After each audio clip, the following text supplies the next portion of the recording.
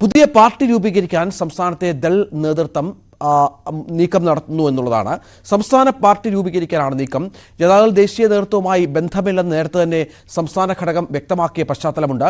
സാങ്കേതികമായി ഇപ്പോഴും ദേശീയ പാർട്ടിയുടെ ഭാഗമാണ് കേരളത്തിലെ പാർട്ടി. മറ്റൊന്ന്, നേരത്തെ പറഞ്ഞതുപോലെ ചെറു പാർട്ടികളുടെ ഒരു കൂട്ടായ്മ, ഇടതുമുന്നണിയിലെ ചെറു പാർട്ടികൾ ഒറ്റ പാർട്ടിയായി മാറണം എന്ന നിർദ്ദേശം അത് നേരത്തെ തന്നെ LDF CPM മുന്നോട്ട് വെച്ചതാണ്. Janata Dal S, NCP, Kerala Congress B, RSP, Leninist പാർട്ടികൾ ലയനമാണ് ചർച്ചയിൽ. JDS-ഉം NCP-യും ഇതുമായി ബന്ധപ്പെട്ട പ്രാഥമിക ചർച്ചകൾ തുടങ്ങി എന്ന വിവരവും ഈ ഘട്ടത്തിൽ പുറത്തു വരുന്നുണ്ട്. അങ്ങനെ സജീവമായ ചില നീക്കങ്ങൾ LDF-ന്റെ ഭാഗത്തു നിന്ന് തെരഞ്ഞെടുപ്പിന് ശേഷം ഉണ്ടാകുന്നു എന്നുള്ളതാണ്. VV അരുൺ ഏറ്റവും പുതിയ വിവരങ്ങൾ പങ്കുവെക്കും. അരുൺ, നമുക്ക് ആദ്യം JDS-ന്റെ പ്രശ്നങ്ങളിലേക്ക് ഒന്ന് പോകാം. നേരത്തെ തന്നെ ഈ JDS ദേശീയതലത്തിൽ BJP-യുടെ ഘടകകക്ഷിയായ ഒന്ന് സംസ്ഥാനത്ത് എങ്ങനെ LDF-ൽ നിൽക്കുമെന്ന ചോദ്യം പ്രതിപക്ഷം, കോൺഗ്രസ് അടക്കം ഉന്നയിച്ച പശ്ചാത്തലമുണ്ട്. പലപ്പോഴും അത് വലിയൊരു വിഷയമായി ഇവർ മാറ്റാറുമുണ്ട്. സംസ്ഥാന പാർട്ടിയാകാൻ പ്രായോഗികമായ നിരവധി ബുദ്ധിമുട്ടുകൾ ഉണ്ട് താനും. ആ കടമ്പകൾ കടന്ന് സംസ്ഥാന പാർട്ടിയാകുക എന്ന ലക്ഷ്യം കൈവരിക്കാൻ എന്തൊക്കെ നീക്കങ്ങളാണ് ഇപ്പോൾ JDS-ന്റെ ഭാഗത്തുണ്ടാകുന്നത്?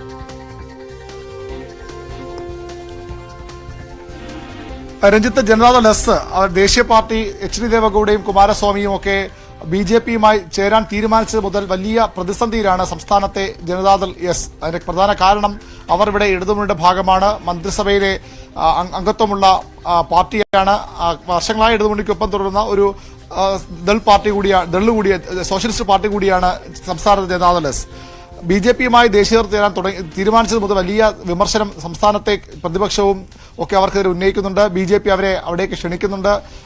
ഇതിൽ ചെറിയൊരു ഭാഗം BJP-യിലേക്ക് പോവുകയും ചെയ്തു. വലിയൊരു അസ്തിത്വ പ്രതിസന്ധി നേരിടുകയാണ് സംസ്ഥാനത്തെ ജനതാദൾ എസ്. അവിടെയാണ് അവർ ഇപ്പോൾ ഒരു പുതിയ വിഷയം കൂടി അവർക്ക് വലിയ തിരിച്ചടിയായി വരുന്നത്. ലോക്സഭാ തെരഞ്ഞെടുപ്പിനും ഒക്കെ വലിയ വിമർശനം പല കോണുകളിൽ നിന്ന് അവർക്ക് ഉയർന്നു. ഇപ്പോൾ പ്രജുൽ രേവണ്ണ ലൈംഗിക വിവാദം കൂടി ആയതോടുകൂടി അവർ കൂടുതൽ പ്രതിസന്ധിയിലാവുകയാണ്. അങ്ങനെ ഒരു പാർട്ടി ഇവിടെ ഇടതുമുന്നണിയിൽ തുടർന്നു എന്ന ഒരു സാഹചര്യം കൂടിയുണ്ട്. അത് പ്രതിപക്ഷം അതേ രീതിയിൽ ആയുധമാക്കുന്നുണ്ട്. അതുകൊണ്ടാണ് അവർ പുതിയ പാർട്ടിയായി മാറാനുള്ള വഴികൾ നേരത്തെ ആലോചിച്ചാണ്. പക്ഷേ ഇപ്പോൾ അത് കുറച്ചുകൂടി സജീവമാക്കുകയാണ്. 9-ാം തീയതി അവരുടെ സംസ്ഥാന ഭാരവാഹി യോഗം ചേരും. അവിടെ ഈ ചർച്ചയുണ്ടാകും. പുതിയ പാർട്ടിയായി മാറുമ്പോഴും ഈ കൂറുമാറ്റ നിരോധന പ്രശ്നമടക്കമുണ്ട്. അതെല്ലാം പരിശോധിച്ചുകൊണ്ടാകും പുതിയ പാർട്ടി രൂപീകരിക്കുക. ഒരു സംസ്ഥാന പാർട്ടിയായി വന്ന ശേഷം പിന്നീട് ഒരു ദേശീയ പാർട്ടി ലയിക്കാം. അങ്ങനെ ലയിക്കാനുള്ള ദേശീയ പാർട്ടി ഏതുണ്ടെന്ന ചോദ്യം അവർക്ക് മുന്നിൽ വളരെ പ്രസക്തമായ ചോദ്യമായി തന്നെ നിൽക്കുകയാണ്. RJD-യിൽ നേരത്തെ ഇവിടുത്തെ MV ശ്യാംസ്കുമാർ നേതൃത്വമുള്ള പാർട്ടി ലയിച്ചിരുന്നു. അവർ RJD-ആയി മാറിക്കഴിഞ്ഞതുകൊണ്ട് തന്നെ അവിടേക്ക് പോവുക. നേരത്തെ RJD, LJD-യും ശ്യാംസ്കുമാറിന്റെ പാർട്ടിയും ഈ JDS-ന്റെ ലയിക്കാനുള്ള നീക്കമൊക്കെ നേരത്തെ നടത്തിയിരുന്നു. പക്ഷെ അത് അവസാന വട്ടം അത് വഴിതെറ്റി പോവുകയായിരുന്നു. അതുകൊണ്ട് തന്നെ എന്ത് ചെയ്യണമെന്ന് വല്ലാത്തൊരു ആശങ്കയുണ്ട് അവർക്ക്, ഒരു അസ്തിത്വ പ്രതിസന്ധിയുണ്ട്. അതുകൊണ്ടാണ് ഇപ്പോൾ ഒരു പുതിയ സംസ്ഥാന പാർട്ടി നീക്കത്തിലേക്ക് തന്നെ അവർ കടക്കുന്നത്. 9-ന് ചേരുന്ന സംസ്ഥാന ദേശീയ നേതൃത്വമായി, അതായത് കുമാരസ്വാമിയും ദേവഗൌഡയും ഒക്കെ നയിക്കുന്ന നേതൃത്വമായി സംസ്ഥാന നേതൃത്വം രസത്തിലല്ല. കഴിഞ്ഞ തെരഞ്ഞെടുപ്പുകളിലൊക്കെ കർണാടക തെരഞ്ഞെടുപ്പിലായാലും ലോക്സഭാ തെരഞ്ഞെടുപ്പിലായാലും ഇവിടെ നിന്നുള്ള നേതാക്കളൊക്കെ അവിടെ തെരഞ്ഞെടുപ്പ് പ്രചരണത്തിന് പോവുകയും ഇവർക്കൊപ്പം സമയം ചെലവഴിക്കുകയും ദിവസങ്ങളോളം ചെലവഴിച്ച് ക്യാമ്പ് ചെയ്ത് പ്രചരണത്തിന് നേതൃത്വം നൽകുകയൊക്കെ ചെയ്തിരുന്നു. പക്ഷേ ഇത്തവണ അങ്ങനെ ഉണ്ടായില്ല എന്നല്ലേ മനസ്സിലാക്കേണ്ടത്. JDS BJP അലയൻസ് അവരുമായി ബന്ധപ്പെട്ട പ്രചരണത്തിന് ഇവിടെ നേതാക്കൾ പോയില്ല.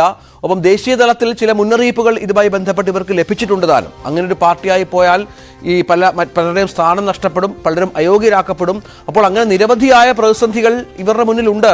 ഇതൊക്കെ മറികടന്ന് വേണം ഈ ഒരു തീരുമാനത്തിലേക്ക് അല്ലെങ്കിൽ നടപ്പിലാക്കാൻ.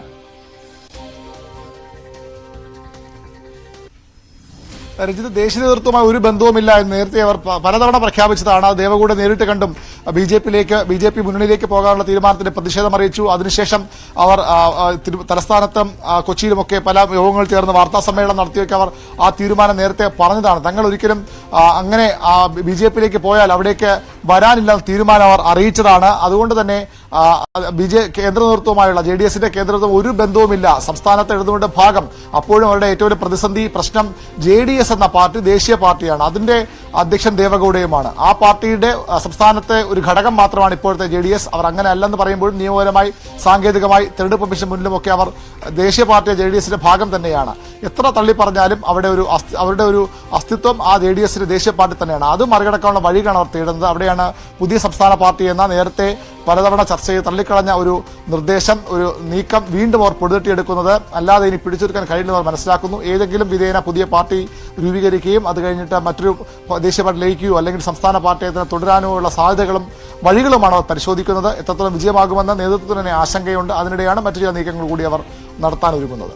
മറ്റൊന്ന് പ്രധാനപ്പെട്ട കാര്യം LDF-ലെ മറ്റൊരു നീക്കമാണ് അരുൺ. അത് നേരത്തെയും പലതവണ കേട്ടിരുന്നതാണ്. ഈ LDF ഈ മന്ത്രിസ്ഥാനവുമായി ബന്ധപ്പെട്ട തർക്കം വന്നപ്പോൾ തന്നെ CPM മുന്നോട്ട് വെച്ച ഒരാശയമാണ് ചെറു പാർട്ടികളുടെ ലയനം.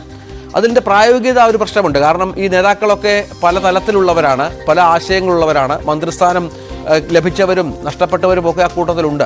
കോവൂർ കുഞ്ഞുമനൊക്കെ ആണെങ്കിൽ മന്ത്രിയാക്കണമെന്ന് പറഞ്ഞ് പലതവണ LDF-നോട് ആവശ്യപ്പെട്ട പശ്ചാത്തലമൊക്കെ ഉണ്ട്. ഇതിനിടയിൽ ഈ 4 പാർട്ടികൾ പ്രധാനമായും ഇവരുടെ ലയനം, അതായത് Kerala Congress B, RSP, Leninist, Janata Dal S, NCP, ഈ ലയനം എങ്ങനെ പ്രായോഗികമാകും? പ്രാഥമികമായ ചില ചർച്ചകൾ JDS-ഉം NCP-യുമായി നടത്തി എന്നും കേൾക്കുന്നു. 2016 മുതൽ CPI നേതൃത്വം പറയുന്നത് സമാന സ്വഭാവമുള്ള ചെറു പാർട്ടികൾ ലയിക്കണം. മുന്നണിയിൽ കേരള കോൺഗ്രസുകൾ പലതുണ്ട്. ജനാധിപത്യ കേരള കോൺഗ്രസും കേരള കോൺഗ്രസ് എം ഉൾപ്പെടെയുള്ള പല കേരള കോൺഗ്രസും ഉണ്ട്. ജനതാ പാർട്ടികൾ 2 എണ്ണമുണ്ട്. സോഷ്യലിസ്റ്റ് RSP, ലെനിനിസ്റ്റ് എന്ന പാർട്ടി മുന്നണിയിലേക്ക് കയറാൻ അവസരം കാത്തു നിൽക്കുന്നു. അങ്ങനെ നിരവധി ചെറു പാർട്ടികൾ മുന്നണിയിൽ സമാന സ്വഭാവമുള്ള പാർട്ടി ലയിക്കണമെന്നാണ് CPM നേരത്തെ ആവശ്യപ്പെട്ടത്. എന്നാൽ ആ ലയനം ഉണ്ടായില്ല. അവിടെയാണ് നേരത്തെ JDS-ഉം MP ശ്രീനിവാസ് കുമാറിന്റെ പാർട്ടിയുമായൊക്കെയുള്ള ലോക് താന്ത്രിക് ജനതാദളുമായി മുൻരൂപം, അവരുടെ ഇപ്പോൾ RJD-യിലാണ് അവർ, ആ പാർട്ടിയുമായിട്ട് ലയിക്കാനുള്ള ശ്രമങ്ങളൊക്കെ നടന്നു. പക്ഷെ അതൊന്നും ഫലം കണ്ടില്ല. അപ്പോഴും ഈ സൂചിപ്പിച്ച പോലെ നേതാക്കൾ ആർക്ക് കൂടുതൽ സ്ഥാനങ്ങൾ, ആര് നേതാവാകും തുടങ്ങിയ തർക്കങ്ങൾ തന്നെയായിരുന്നു അവിടെ ഉണ്ടായിരുന്നത്. JDS-ലും ചില അഭിപ്രായ വ്യത്യാസം അതുമായി ബന്ധപ്പെട്ട് ഉയർന്നു വന്നിരുന്നു. ഈ കേരള കോൺഗ്രസ് തമ്മിൽ ലയിക്കുകയും അത്ര എളുപ്പമല്ല. നമുക്കറിയാം, ഏറ്റവും അധികം ഒരേ സ്വഭാവം അവകാശപ്പെടുകയും വിരുദ്ധ സ്വഭാവം പ്രകടിപ്പിക്കുകയും ചെയ്യുന്ന ഒരു രാഷ്ട്രീയ പ്രസ്ഥാനം കൂടിയാണ് കേരള കോൺഗ്രസുകൾ. അതുകൊണ്ട് തന്നെ അതും സാധ്യമല്ല. അപ്പോൾ അങ്ങനെ നിൽക്കുമ്പോഴാണ് ഇപ്പോൾ വീണ്ടും ഒരു നീക്കം. കാരണം ഒറ്റ പാർട്ടിയെ വന്നാൽ ഇപ്പോൾ ഈ JDS അധികം പ്രദേശങ്ങളിൽ സ്വാധീനമുള്ള പാർട്ടിയല്ല, ഏതാനും പോക്കറ്റുകൾ ഒതുങ്ങുന്ന പാർട്ടിയാണ്. കേരള കോൺഗ്രസ് B ഒരുപക്ഷെ 2-3 മണ്ഡലങ്ങളിൽ അല്ലെങ്കിൽ ഒരു മണ്ഡലത്തിലധികം ഒരു ജില്ലയിൽ മാത്രം വലിയ സ്വാധീനമുള്ള പാർട്ടിയാണ്.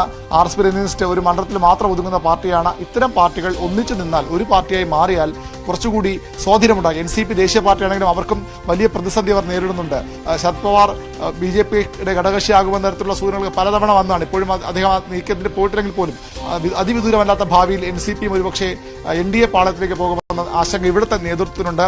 അതുകൊണ്ടുകൂടിയാണ് അവരെയും കൂടെ ചേർത്തുകൊണ്ടൊരു നീക്കം. NCP-യും JDS-ന്റെ പുതിയ പാർട്ടിയാകും സ്വാഭാവികമായി. അങ്ങനെ 2 പാർട്ടികൾ, അതിനൊപ്പം കേരള കോൺഗ്രസ് B എന്ന കേരള കോൺഗ്രസ് പാർട്ടിയും കോവൂർ കുഞ്ഞുമോൻ മുന്നണിക്ക് പുറത്തു നിൽക്കുന്ന RSP, ലെനിനിസ്റ്റും ഒക്കെ ചേർന്നുകൊണ്ടൊരു കുറച്ചുകൂടി വലിയൊരു പാർട്ടിയാക്കാൻ, അപ്പോഴും എത്രത്തോളം ശക്തി അവർക്ക് പൊതുവിൽ സമാഹരിക്കാൻ കഴിയുമെന്ന് അവർക്ക് വ്യക്തതയില്ല. പക്ഷേ അപ്പോഴും അങ്ങനെ ഒരു പാർട്ടി രൂപീകരിക്കാൻ സാധ്യതയാണ് ഇപ്പോൾ തേടുന്നത്. അതിന്റെ പ്രാഥമിക ചർച്ചകൾ NCP നേതൃത്വവും അതുപോലെ JDS-ന്റെ നേതൃത്വവുമായി ആരംഭിച്ചു കഴിഞ്ഞു. ഒരു 2 റൗണ്ട് ചർച്ച അതിൽ പൂർത്തിയായി കഴിഞ്ഞു. മറ്റു പാർട്ടികളുമായും നേതാക്കൾ ബന്ധപ്പെട്ടിട്ടുണ്ടെന്നാണ് സൂചന. ആരും അനുകൂലമായി പ്രതികരിച്ചിട്ട് അത്ര എളുപ്പമുള്ള ഒരു നീക്കമായ അല്ല ഈ നീക്കത്തിന് മുൻകൈ എടുക്കുന്നത് തന്നെ കാണുന്നത്. പക്ഷേ CPM-ന്റെ ഒരു സമ്മതം LDF-ലെ പ്രധാന ഘടകകക്ഷികളുടെ ശക്തരായ CPM-ന്റെയും CPI-യുടെയും ഒക്കെ ഒരു സമ്മതവും ആശീർവാദവും ഒക്കെ വേണം. ഏതായാലും കേരള കോൺഗ്രസുകളുടെ ലയനം അതൊരു വിദൂര സ്വപ്നം മാത്രമാണ്. ഇപ്പോൾ LDF-ലെ ആണെങ്കിൽ പോലും മറ്റു ചെറിയ പാർട്ടികൾ ലയിച്ചു വരിക എന്ന് പറയുന്നത് അത് പിന്നീട് സീറ്റ് വിഭജന കാര്യത്തിൽ, ഈ മന്ത്രിസ്ഥാനങ്ങൾ പങ്കുവെക്കുന്ന കാര്യത്തിലൊക്കെ അവർക്ക് ഒറ്റയ്ക്കൊറ്റയ്ക്ക് നിൽക്കുന്ന ഒരു ശക്തിയോ അല്ലെങ്കിൽ അതിന് ഒരു ചോദ്യത്തിൻ്റെ ഒരു പ്രസക്തിയോ ഒന്നും അവർക്കുണ്ടാകാനുള്ള സാധ്യതയില്ല. അപ്പോൾ അത് എത്രത്തോളം പ്രാക്ടിക്കൽ ആകുമെന്നുള്ളതും ഒരു പ്രശ്നമല്ലേ ആയിരുന്നു? തീർച്ചയായിട്ടും പ്രായോഗികമായ വലിയ ബുദ്ധിമുട്ടുള്ള ഒരു നിർദ്ദേശം തന്നെയാണ് ഇപ്പോൾ NCP-യുടെയും അതുപോലെ തന്നെ ജനതാദൾ S-ന്റെയും നേതൃത്വം മുന്നോട്ട് വയ്ക്കുന്നത്. അത് അവർ തിരിച്ചറിയുന്നു.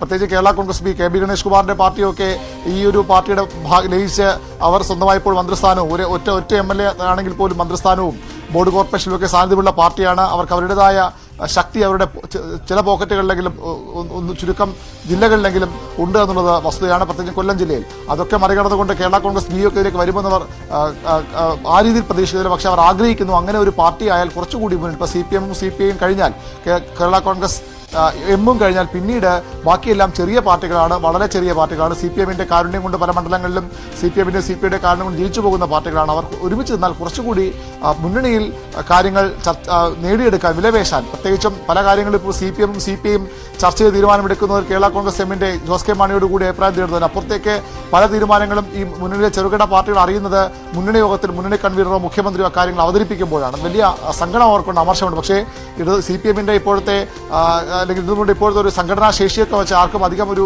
പ്രശ്നമുണ്ടാക്കാൻ കഴിയാത്ത അവസ്ഥയാണ്. ഒന്നിച്ചു നിന്നാൽ കുറച്ചുകൂടി ശക്തിയാകുമെന്നൊരു പ്രതീക്ഷയാണ് അവർ പങ്കുവയ്ക്കുന്നത്. അതുകൊണ്ടാണ് ഇങ്ങനെ ഇത്തരം പാർട്ടികളുടെ ഏന സാധ്യത കൂടി അവർ പരിശോധിക്കുന്നത്. ഏതായാലും 9-ാം തീയതിയിലെ യോഗത്തിൽ പുതിയ പാർട്ടി രൂപീകരണ ചർച്ചകളാകും പ്രധാനം ഉണ്ടാവുക. ഇത്തരം കാര്യങ്ങളും ചർച്ച ആരംഭിച്ചിട്ടുണ്ട്. അതിൽ പല റൗണ്ട് ചർച്ചകൾ നടന്നു കഴിഞ്ഞു. അത്തരം നീക്കങ്ങളും ഇടതുമുന്നണി സജീവമായി നടക്കുന്നുണ്ട്. തദ്ദേശ തെരഞ്ഞെടുപ്പ് വരാൻ പോകുന്നു. അതിനു മുമ്പെങ്കിലും ഒരു രൂപം, പ്രത്യേകിച്ചും ഈ കേന്ദ്രത്തിൽ BJPയുടെ ഭാഗമായ ഇപ്പോൾ ലൈംഗിക പീഡന പരാതിയിൽ വലിയ നാണക്കേടിലായ ഒരു പാർട്ടിയുടെ ഭാഗമായി സംസ്ഥാനം തുടരുന്നത് ഒഴിവാക്കാനുള്ള അതിതീവ്ര ശ്രമമാണ് JDSന്റെ സംസ്ഥാന ഘടകം നടത്തുന്നത്. ഏത് വിധേനയും ഒരു പുതിയ പാർട്ടിയായി മാറും. സാങ്കേതികമായ നിയമപരമായ തടസ്സങ്ങളുണ്ട്. അതൊക്കെ മറികടന്ന് അത് ഉണ്ടാകാൻ അതിനുള്ള ശ്രമത്തിലാണ് സംസ്ഥാനത്തെ ജനതാദൾ എസ് നേതൃത്വം. ശരിക്കും പറഞ്ഞാൽ അസ്തിത്വത്തിന് വേണ്ടിയുള്ള ഒരു പോരാട്ടമാണ് JDS സംസ്ഥാനത്ത് ഇപ്പോൾ നടത്തുന്നത്. തീർച്ചയായും അതാണ് സാഹചര്യം. കാരണം ചെറിയ പാർട്ടികൾ നിരവധിയുള്ള ഒരു മുന്നണി കൂടിയാണ് LDF. അതിൽ മിക്ക പാർട്ടികളും പ്രാദേശികമായി സ്വാധീനമുള്ള പാർട്ടികളാണ് എന്നുള്ളതാണ്. ഇവർ ഒരുമിച്ച് നിൽക്കണമെന്ന ആശയം നേരത്തെ മുന്നോട്ട് വെച്ചത് CPM ആണ്. അത്തരമൊരു നീക്കം LDFന്റെ ഈ രണ്ടാമത്തെ നിയമസഭാ തെരഞ്ഞെടുപ്പിൽ അധികാരത്തിൽ വന്നതിന് ശേഷം നിർദ്ദേശം മുന്നോട്ട് വെച്ചിരുന്നു. പക്ഷേ അവിടെ അത് സംഭവിച്ചില്ല. ഇപ്പോൾ ചില നീക്കങ്ങൾ ഇതുമായി ബന്ധപ്പെട്ട് പ്രാഥമിക ഘട്ടത്തിലെങ്കിലുമാണ് എന്നുള്ള സൂചനകളാണ് ലഭിക്കുന്നത്. പക്ഷേ അതിൻ്റെ പ്രാക്ടിക്കാലിറ്റി പ്രായോഗികത്തോളമുണ്ട് എന്നുള്ളത് നമുക്ക് കാത്തിരുന്ന് കാണുകയും വേണം.